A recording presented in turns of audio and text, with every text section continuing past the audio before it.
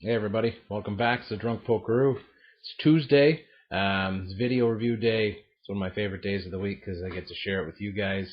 Today I've got what I like to call a big boozy bastard. It's a cold, snowy, crappy day outside.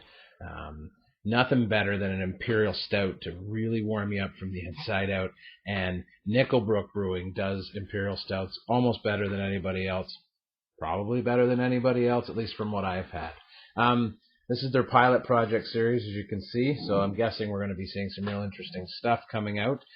This is made, it's the culmination of their friendship with the Detour Coffee Roasters and their love of barrel-aged Imperial Stout, which we know from, we've had the Kentucky Bastard, we've had the big boozy feels to them. I mean, they're just fantastic. I've tried the Whiny Bastard at Cask Night. I've got one aging in the cellar right now for next year. I really want to see what the difference is. It's big beer, a lot of flavor. This comes in at 12% ABV and 70 IBUs. Now, that 12% is a lot of alcohol for a beer, so as you can see, I got a smaller glass. A nice snifter is good for stouts, helps them warm up. I took this out and let it warmed up for a bit as well, but when I'm drinking, it also helps you to drink at a little bit better of a pace, not something you want to get a big, stein of and just pound back, because the flavors are pretty intense from what I've read and from the other imperial stouts that we've had before. So they're very nice enough because the first time I got a bottle with wax covering the top, which is great for the aging because it really makes sure that oxygen is not going to get in there. I had no idea how to get it off. So I'm jamming a knife up in there. I'm kind of almost cut my finger off. They actually tell you that you should use a tulip chalice. Sorry, you should use a tulip chalice. This is as close as I have. I don't have a real proper tulip glass. But it tells you what to do. Soften the wax seal by running it under hot water, which makes sense to me now. The last couple I had, that's what I did with it, with the Kentucky Bastard. I was like, that's brilliant. Why didn't I think of that? So, thanks to them. Not everybody's a craft beer aficionado, nerd. I'm not. I'm just a regular guy who found craft beer and found a way to stop over-consuming, or what we've taken to calling now on Instagram going the full pokeroo. I wrote about it last week on the blog. I don't go full pokeroo anymore, but I love to hear other people's stories about when they go full pokeroo, because it's been a long time for me. But I like it because it's not assuming anything about the person buying this beer. Maybe they're new to craft beer, like I was, and like maybe you are, and that's nice. They finally, they recognize that the need for instruction. Like, don't assume anything. Don't assume that we know what the hell we're doing, because we don't. We're just trying and we're learning, and I'm hoping you're learning something too. So anyways, I'll be right back. I'm going to take this and go run it under some hot water, and then I'll show you how I'm going to open it up with my Y opener there. So I'll be back in a moment. And we're back. So I've gone and I've run some warm water, a little bit hotter than warm, over the top of the bottle here, and it's softened up the wax enough that we'll be able to cut it and then lift it off without doing too much. Now I'm just using my Y opener here. As you can see, it's got a nice little scoring tool there, which helps me score the wax, which I've already done a little bit of.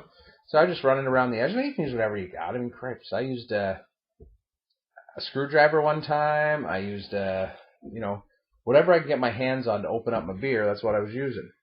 But anyways, this helps because like I said, the wax is there it does have a purpose, and it has a really good purpose, and that's to keep light and air from getting into your beer. Now, as you can see, you score it and you just peel it off like that. That's it. Peel it off, throw it away. So now you can see the cap is nice and free of debris, which is what you want. You don't want any shit in your beer there. So again, thank you, Brook, for putting instructions in there for people who are just starting out. I know this stuff now, so it's kind of second nature that that's what I'm going to need my tool to open it up. But here we go. Let's get into this. I'm really excited. I love any time I get these beers that you got to pick up at the brewery. It's kind of becoming something that's I can't do it all the time. Like most of you, got to go to work every day and make that buck. But when I can get out there and I can pop in and grab some one-offs or some brewery-only beers, it makes my day. It makes me really happy. So let's pop her open and see what we got.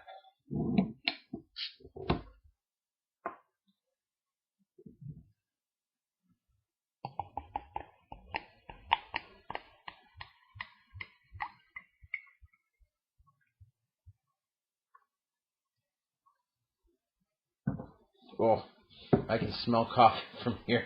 That's wonderful. Jeez. And like I said, I picked this glass on purpose because I wanted, let's take a look at that. Like I wanted to experience something really fun and neat.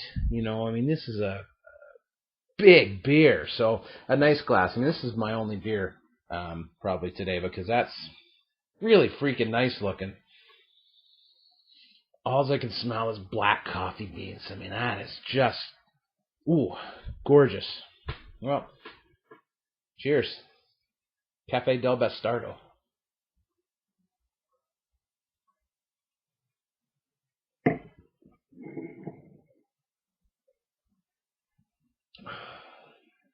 Oh my God.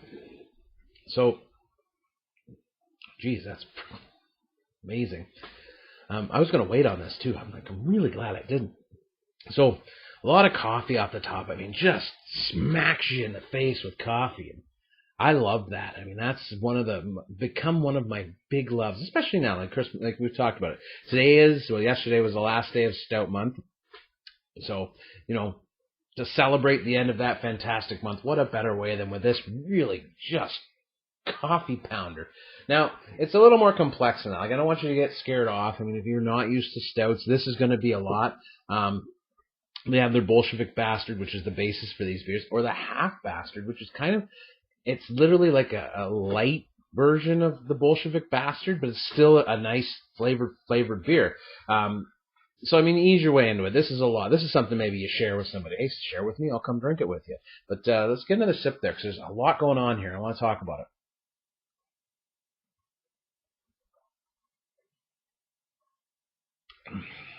Jeez.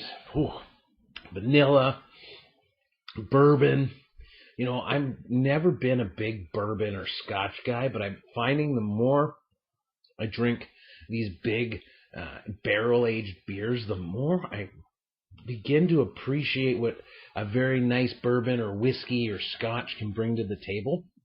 And also that they bring that kind of sipping and savoring utility with them. Like, that's part of what a really nice scotch is that, you know, you sip it, you're not downing one after the other. I mean, if you are, you get big problems we can help you with.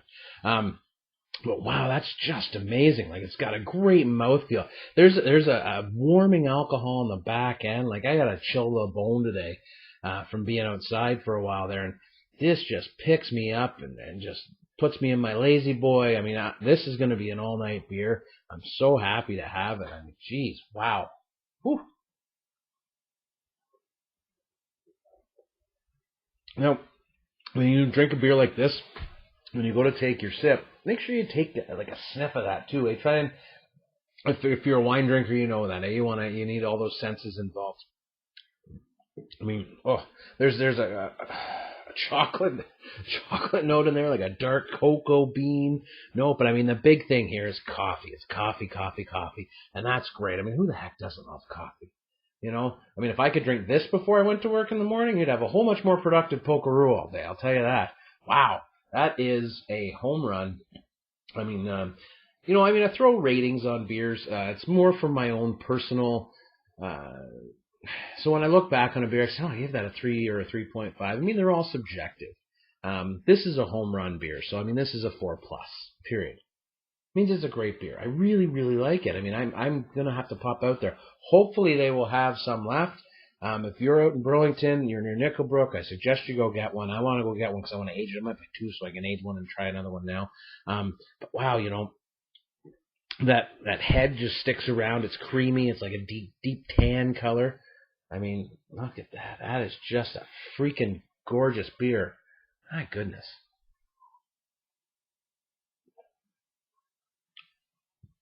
Let's see. You can't pound that. Oh, you'd be missing so much. Roasted coffee flavor, bean, bitterness. But I mean, we talked about this before. You know, if you're drinking like a Lake Effect from Great Lakes, or you know, some of Nickelbrook's, you know, hoppier beers, but they're the lagers or the IP, the India Pale Ales, you're really gonna taste the bitterness. I mean, here the bitterness is different. It's that coffee bitterness. I mean, I don't know if you've ever had black coffee. I'm not a huge fan of black coffee. I like Bailey's in my coffee, so once a pokeroo, always a pokeroo. But a black coffee, and I on occasion will have one. This has that, but with just the sweetness, it's just goodness me. I mean, sometimes you pick the right beer for the right day, and that's what I did. Anyways, folks, I got a lot of beer to drink here. I'm gonna go sit down and relax, put my feet up. I got 2 days off, so it's just the right time, the right beer. Thank you, Nickelbrook, for taking a chance, making something different. Again, that's why we love craft beer. That's why we're here. That's why we try it. That's why we share it with each other. I love your comments. I love watching your videos if you make them, or reading your posts on Instagram or on Facebook. So please keep doing them. Please keep with the feedback. I really appreciate it. I'm going to try and leave some more for you guys too. That's we're all in this together. Let's keep supporting our local craft brewers. Let's show them how much we love them. They love us right back, and they show it in their beer, and they show it with their interactions. I mean, these guys want to talk to you. I'll bring that up. Again, just go out and visit. Go.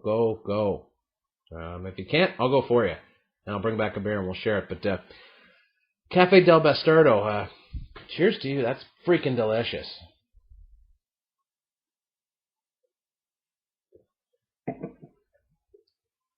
Oh, yeah.